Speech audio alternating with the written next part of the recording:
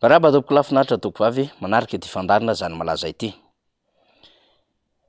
Nalaza tamin'ny fiandohan'ny herinandro ity indray ny fanehoana tao anatin'ny tambajotra ny pejin'ny ministeran'ny asa vaventy mikasika indrindra ny lalan'ny masoandro na route du soleil izay eritreretiny zany ministera zany ho tanterahana indray. Nambara nandritra ny forum national momba ny famatsimbola ny emergence Madagasikara teny amin'ny CCI Vato ity projet any fitondram-panjakana ity. Io moa efa tsy mahagaga satria ny atao hoe fanjakana rajoelina dia tsy fanjakana raha tsy miresaka zavatra amina nofinofy, zavatra amina makety, zavatra amina fomba fijery avy any ivelana tiana hoentina eto Madagasikara. Ka na reny projet lehibe, na reny projet mety manahitaitra fotsiny ihany, na reny projet mety mahafinaritra ny maso no mijery azy, ka na tsy ho vita raha fa ametrahana vato fototra dia izay no atao hoe fanjakana andro rajoelina. Resahan'le izy na tsy tanteraka aza dia efa mbanisy araka ny fomba fijerin'izy ireo fasahiana lehibe ny laza ary nametraka vato fototra fa tsy misy fanatanterahany asa akory.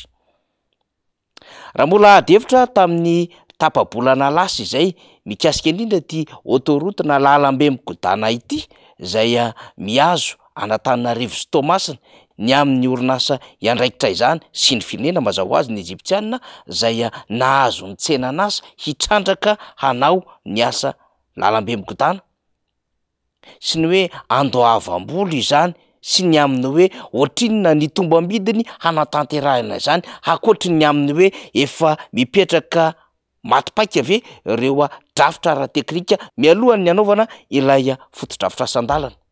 Mbola barainy mpanontaniana avokoa izany ary nangaro Larantsiraka aza izay ministra ny asa vaventy solomavam-bahoaka ny Toamasina voalohany dia nametraka fanontaniana marobe mahakasika ity lalambe migodana ity.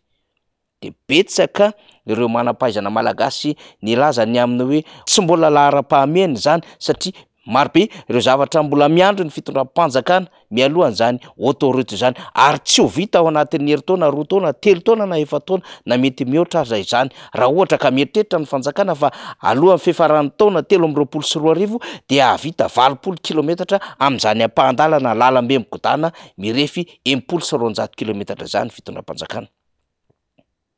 12 taona ny eritreretana fa handraisan'ny orinasa Egyptiana antanana ny fitantanana izany rehefa avy eo izany dia miverina tanteraka ny fitondram-panjakana malagasy ka afaka ratsaka madidio ao anatin'ny vola izay ny atohan'izany orinasa izany ny 20% hoy ny fanazavana ny fitondram-panjakana. Tsy mbola vita izany adevitra izany dia efa apotra ny ministera ny asa vaventy sady ty lalan'ny masoandro ity. Lalan'ny masoandro izay hirefy any amin'ny 10 kilometatra mahery ihany andray 2 mihitsy aza ary amakivaky ny faritra Anosy atsimo Atsinanana, faritra Fitovinany, Vatovavy, hiazo an'Atsinanana, Lalanjorofo, Savary, Diana. Eto indray dia misy fikaroam-bola manodidina any amin'ny 1 miliara sy 300 tapitrisa dolara anoany izany. Aiza indray no hikaroana an'izany? Firenena iza indray ny fampiresana amin'izany ary orinasa iza indray ny fampiresana amin'izany? Ary mba tsy nivoaka tamin'ny lahaten'ny fitondram-panjakana azy fa andrasana ato ny amin'ny hoe efa nomboka amin'ny farany taona indray izany ary havita zao ampahana kilometatra indray ny fitondram-panjakana mialohan'ny taona 2024. Resahana hatramy manko le taona 2024 satria fifidianana filoham-pirenena io ka tsy maintsy hatao avokoa ny endriky ny asa sy ny teny fampanantenana rehetra mba hifanojo amin'ilay élection présidentielle 2023. Ao koa ny fanontaniana mipetraka ny amin'ny hoe rehefa hisy orinasa na firenena azo izany tsenan'asa lehibe hanao lalana mirefy any amin'ny 2 kilometatra latsaka kely ihany amakivaky tanàna, Lohasaha, Tanety, Tanimboly, Tenimbohatra sy ny sisa dia iza indray no azo tombony amin'izany ary atahorana amin'izany adevitra izany azy ireo fananana ambanin'ny tany harena kibon'ny tany no malagasy lalovan'io lalana io taky ny eritreritra mandeha be amin'izao fotoana izao mikasika ny autoroute, mikasika ihany koa ny fanamboaran-dalana izay resahan'ny filohan'ny repoblika momba n'Andapa sy Antsohihy izay nambaran'ny mpahay momba ny harena kibon'ny tany ny amin'ny misy chrome izay miavitravitra ao ambanin'izany tany lalovana miainga avy any Andapa mihazo an'Antsohihy izany. Tsy resahantsika moa ny elany Atsinanana amin'ny harena kibon'ny tany fa amin'ity route du soleil ity ihany koa dia azo lazaina fa misy harena kibon'ny tany milevina ary ny tsiriritin'ireo mpandrara sinoa sy ireo mpandrara hafa zay nangataka ny ahazona mitrandraka harena kibony tany eto Madagasikara.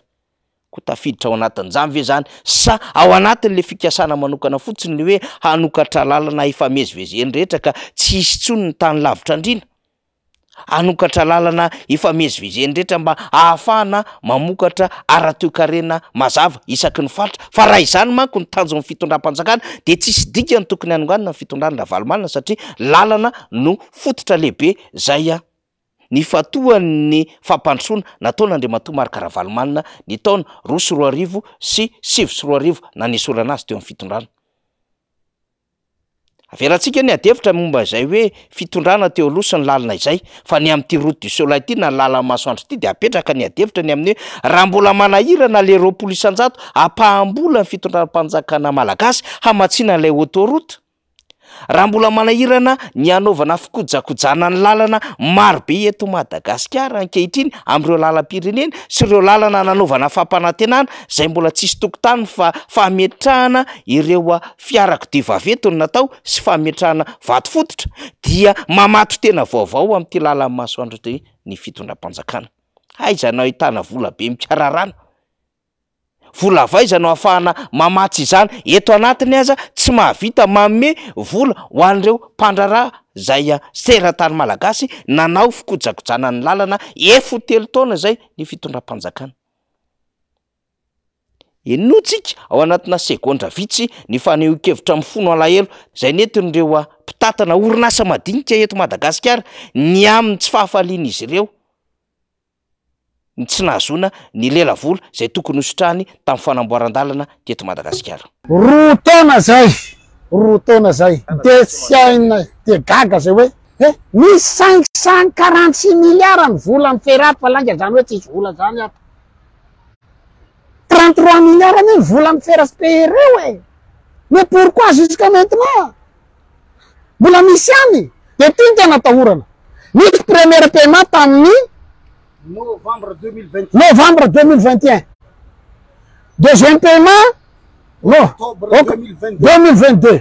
De mama zay ole recha so de misy ty fa mety any amin'ny octobre 2023 andray zany vo izy paiement sanaty zany aza misy ane zany aiza ny afarana efa fifidianana any farana zao ny taona misy clause budgétaire am'izao matahotra zay tompo manahy lena manahy ny fera zany tompoko tsy mba manao asana gré à gré zany fa tsy maintsy mandeha appel d'offre ouvert manaraka sara lalàna ny marché public mandeha ny appel d'offre mandeha ny remise des offres misy am'izay ny sivana vita ny réception provisoire mandeha ny réception définitif après na tapitra ny efa tapitra ny définitif ary tam'izany paye mensuel zay ny lalàna fera fa ty tsisy paiement misy naray azy. Asa miandry avokoa izany kanefa de mitetateta indray manolotra tetikasa vaovao indray ny fitondram-panjakana. Izy moa tsy mety afapo raha tsy miresaka lafin-javatra tahaka izao. De ahoana no eritreretany rehetra ny aminy hoe vola sotrosa manahoana no babeny ny taranaka aoriana ary izany rehetrarehetra zany tokony hitsangana ny manam-pahaizana ara-toekarena malagasy ny amin'ny hoe tahaka zao sy tahaka zao ny tombany trosa na ny fikajinany trosa zay ho alohan'ny taranaka malagasy ao aoriana eo satria ny fiatsika rehetra ny tetikasa rehetra ary reo engagement na famatorana andraikitra rehetrarehetra ataon'ny fitondram-panjakana amin'izao fotoana izao dia ny taranaka ao aoriana avokoa no andoha izany voalova izany ao anatin'ny 20, 30 taona 40 taona na 50 taona ho avy. Fa ity moa aitraitra ny hitondrana ho an'ny rajoelona sy ireo mpiaradia aminy ka atao daholo zay ambabona ny sainy vahoaka.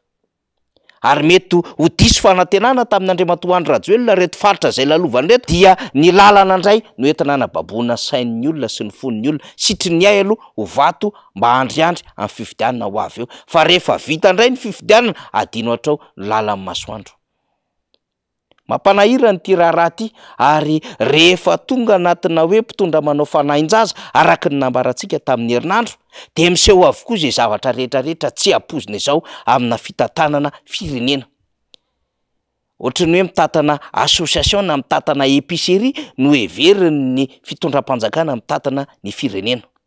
Tsy ao an-tsain'izy ireo mihitsy ny amina hoe ny famatorana andraikitra lehibe ho an'ny taranaka ao aoriana handova izao aitraitra mpitantanana sy izao fikarohana lala-kevitra mba hahazoana tombony ara-politika ataon'ny fitondrana izao. Fa ny taranaka no manefa, taranaka no hifafankihoany raha tsy mitandrina ity fitondram-panjakana ity.